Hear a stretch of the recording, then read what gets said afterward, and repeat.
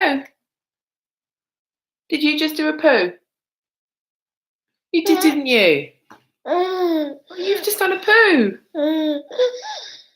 Oh, let me see. Did it go out? Did it leak? Is it out the back? Ooh. Ooh. Oh. I've just started the stream. Why did you do a poo? Did you not wait? No, of course not. Never. Never. Okay. I am going to do this as quick as I can so I can change your nappy, but you probably are going to do more. All right. So I'm doing this live video right now on YouTube. Let's get rid of that light there. Is it coming in? Terrible angle. Terrible angle. Is that better? No. Oh, terrible. Let's just get the light off. There we go. Excellent. Right. Hello, YouTube. My name is Natty. And this channel, I don't really use it. It's got a few things I've randomly done in the past. But I am an anti-feminist and pro-men's rights advocate from the UK. Say hi, Miley. This is Miles. He just done a poo, but I'm going to let him sit with it for a minute, because one thing you learn when you have children as babies is sometimes if they do a poo, they're not finished yet. So, like, literally, as I was setting up, he just went, and it's kind of like quite watery today. So, like, that tells me that he is probably going to do another one. One thing, ask parents, ask mums, ask dads who's got young children, what it's like when you change your baby's nappy and then 5 minutes later they do another poo. So I let him wait a little bit. But then sometimes you don't want to let them sit with it for too long, because if it's too watery or like, you know, a little bit spicy, depending what you've eaten or he's eaten, then it will burn his bum and then he'll get nappy rash. So there's a bit of a fine line. But if you don't want to waste nappies, sometimes it's okay. Just one tip, small tip. So that kind of brings into what I want to talk about. So my name's Natty. I'm from the UK. I live in London. And I am an anti-feminist and pro-men's rights advocate. I was part of a group called the Liberty Bells, which is me and 3 other ladies.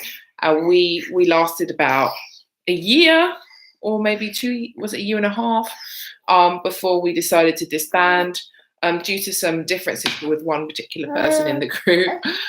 But I still work with the other 2 ladies. Namely Elizabeth Hobson, who is the Director of Communications for Justice for Men and Boys Party in the UK, and the other lady who writes a blog called Female Fed Up with Feminism. We used to also have Paula Wright in the group. That's the person that I no longer work with. So those of you might know me from that, maybe, probably not. I have a video on the internet under the Liberty Bells channel, which is an interview with the UK MP Philip Davies, who is like the only MP in the UK who has spoken out actively against feminism's influence on government policy. And he also is pro men's issues and men's rights, more so than any other MP, because he organised a debate for International Men's Day in Parliament, which has been happening for the last 3 years.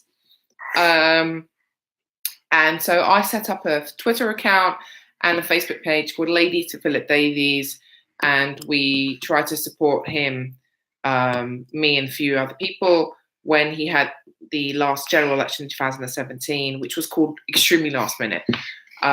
We wanted to do a campaign and support his campaign to make sure that the Women in Equalities Office just becomes the Equalities Office. Anyway, because of Brexit, that campaign is kind of on the back foot for now. But we will see what happens in the future. We're only a month to go until Brexit, by the way. Anyway, I also was admin in the Women Against Feminism group on Facebook, very active in that, trying to make sure that women who are new to anti-feminism and non-feminism thinking were welcomed and were challenged adequately. And I'm also married with 2 children. So, which brings me to why I'm doing this video right now. Now that long intro is gone. Oh, also, I'm forgetting. I also organise an event called Messages for Men with Elizabeth and a few other people. We've had it 2 years in a row. Check out the channel. It's called Messages for Men. We do on International Men's Day for the last 2 years. And also, I am helping Erin Pizzi with her foundation project, which she will be launching in the future. Okay, have I forgotten anything? No. Right. So I have my son Miles, who's 7 months, who's wriggling around and looking at the screen. I think he's just kind of like, what's going on here? What's that over there? Maybe I'll get him a toy to play with in a second. Which brings me to my current project, which is a non-feminist peer support group for women in London who are actively trying to reject the influence of feminism in their lives, who want to try and help other women and bring them to the group, who want to build empathy for men and improve on the empathy they already have, who want to understand the men's rights issues better, and who actively might want to get involved in a more political manner, if so they choose. But I very much believe that you should, as an individual, live the life that you're promoting first, which brings me to this video. So, as a non-feminist woman and non-feminist family, I am actively anti-feminist, but I will use the term non-feminist because I think most people are non-feminist or would like to be, or at least will think that the term non-feminist is way more inviting than being anti, because anti has all kinds of connotations and is like declaring war on your enemy. I mean, they declared war on us first, but hey, let's just leave the term non-feminist is beautiful, and I actively embrace using it. If you are a non-feminist person, especially a non-feminist woman, check out the Non-Feminist Declaration. Just type in non-feminist 18 WordPress and you'll find it. If you agree with everything that is stated in that statement, then welcome to the revolution. So one of the things that I have noticed in the anti-feminist and non-feminist communities online is that everyone is always making the intellectual arguments. They're always using data and they're always looking for the evidence, and they're trying to kind of make their case and their arguments along those lines. One of the groups I think that we should be targeting is young women who have grown up with feminism as the mainstream culture in society, and they've never really known anything else. Now, I have noticed that a big part of the feminist rhetoric is the promotion of either not having children, that family life is oppressive, that children are leeches and vampires, and you lose your freedom, and you your life won't be fulfilling or challenging or anything really. You'll just be lost in domestic drudgery for the rest of your life. that your husband will treat you like crap, and that you'll just be forgotten about, or other negative things associated with your husband. Your career will suffer. That people don't like women with children in the workplace, and it's so hard, etc. So that's 5 things. What the 6th thing? The world is overpopulated already and don't contribute to it. I will talk about that, but that's not my main focus. Let's just say I don't agree with that. Also, as a society, both men and women, see, he just did more poo sitting on my lap, like sucking his thumb right now. He just did more poo. So, yeah, I told you. That as a society, we have now in what's called an extended adolescence. Like adulthood has been pushed all the way until like where you're 30. And the kind of hedonistic lifestyle, the pursuit of materialism, material goods, the embracing of like, freedom and doing what thou wilt. Now, as someone with highly libertarian viewpoints, I'm not necessarily disagreeing that people shouldn't have the freedom to do that stuff. However, they also need to face the consequences and the trade-offs for embracing different lifestyles, or lifestyles that are not in promotion of the family unit. And those people, as long as they face the consequences, generally will learn. But as society, we're kind of cushioning them from those consequences. So we will talk about those consequences a lot. Or I will, sorry, in these video series that I am proposing here. Also, we've had a rise in traditionalism online being promoted, and I guess people might call me a bit of a hypocrite by saying that I am not a traditionalist, but a traditionalist is generally someone who is following biblical submission, or who very much believes that the gender roles are fixed, or at least okay. And I don't necessarily have a problem with them going about their way and doing that. I don't think that promoting traditionalism in that way is that helpful for people who come from a kind of secular worldview. I mainly think that traditionalism relies on a strong male provider, and unfortunately, I'm not sure that there are enough of those out there, and also men necessarily might not want to be. And so I'm kind of coming at it from a more egalitarian viewpoint, where I'm saying, hey, look, the gender roles are important from a biological reality, which I will talk about.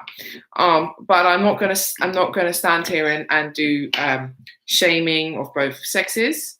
I'm not going to talk about how weak men need to become strong and become strong patriarchs and things like that, because obviously I don't want to do that. I think that we should be concentrating on building empathy for men and the situation that we have, where they're being demonized and emasculated, and women are just pushing them out of all kinds of places in society. So as much as that stuff is important in some ways, I really just want to talk about the realities of family life, because I talk to lots of young women online and I constantly get pushback about what it's like to have children and what they're going to lose and they don't talk about what they're going to gain. They seem very ill prepared mentally, generally. I mean, physically and sort of financially, yes, probably. But most of the time they are feeding me all these memes and myths and some realities, but realities that are promoted without all the kind of trade-offs or the benefits that come alongside the challenges. And so I just kind of really want to do a kind of online mummy blog about the realities of having children and being a non-feminist family, being a non-feminist woman. One of the things is that I have 2 children. I have mine, which is 7 months, and I have a daughter who's 3. And, you know, women generally, once you start to have children, you are just solely concerned and obsessed with them. And you have to be. They require a ridiculous amount of investment. But it's not just about, oh, I'm going to be like taking away investment from other things. It's about integrating children into your lives and integrating your life into your children's lives. It kind of becomes, you need to start thinking about it in a holistic way. And us, we as a society, think about it in an individual way, as individuals. Man, woman, child, woman, you know, career woman, career man, mother, father. Like, as they're all individual atomized units, when actually the family is one cooperative group that works together. And it needs to be thought of in that way. So we've lost that, really, as a society. Bounce. The other thing is that I have tried to make content, and I find it impossible having 2 young children. Yes, I would much rather play with my baby, and like, I think that's the correct response in my brain, to be honest. And I think most women kind of know that is the case if they have children, and they kind of demonize themselves and tell themselves off when they can't really engage with really serious intellectual matters and abstract thinking, because they've got children that they need to worry about. Okay. I'm also going to make the case that a lot of men have become too intellectualized and abstract in their thinking too. You know, they kind of get lost in their own internal world, some of them. Now, they're also being the provider and having the burden of the financial responsibility of the family, so it makes sense. But I'm just saying that, you know, the practical realities of having a young child every single day kind of interferes into that kind of world, internal world, that people come up with. So I don't know, I just want to show some real life. I want to talk about how feminism influences different aspects of real life, different practicalities and issues that can happen. For example, have you just been a bit sick? Yes. You have, haven't you? Right, let me go and I'm going to go and get a tissue. Also, I think we're at 18 minutes. Let's get to 20. Then I need to go because I need to go and change him. But if you think this is a good idea, then please write in the comments and tell me what you think. I think that there are not enough women on YouTube who are family women, who have families and children and responsibilities, who don't talk about those things. And I think that there has been a lot of young single women talking about some of the issues, promoting traditionalism. And as much as some of them have been great for the cause, I think that we need just more women who are mothers and maybe their husbands as well, as a family, talking about how you can live a life, a non-feminist family life, and the benefits of doing so. Oh, what? Come here, you. You're a jumping, jumping, jumping, jumping, jumping, jumping bing. You're a jumping, jumping, jumping, jumping, jumping, jumping bing. Are you a jumping bing? Yes. Should we have a kiss? Mwah. Mwah. Mwah. Yes. Yes. Yes. Yes. Yes. Yes. Yes. Yes. Yes. Yes. Yes. Yes. Yes. Yes. Yes.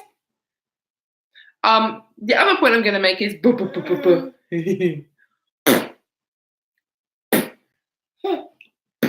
there are a lot of people out there who are, I would say, who are non-feminists, who are not necessarily going to embrace this kind of wave of right-wing nationalism, at least the ideology of it. Maybe the fact they might want strong borders or something in their country, but just the kind of, it's your duty to have children for your country, that kind of thing. You know, we can't ask people to have children and be proud of their country when they're not proud of their country. They need to kind of make their country proud first before they have that kind of dutiful sense.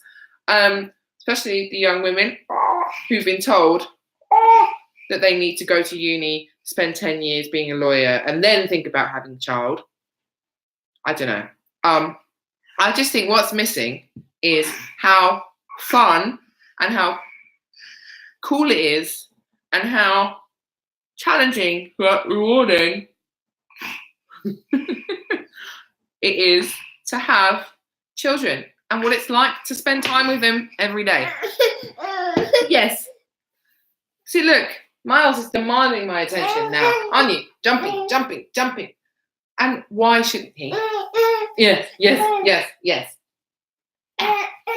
All right, just let me know what you think. I'm just chatting about this. I will probably come up with a more cohesive message very soon. But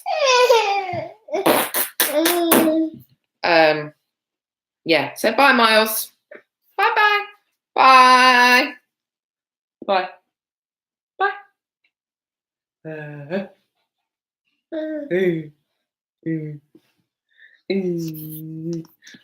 Right.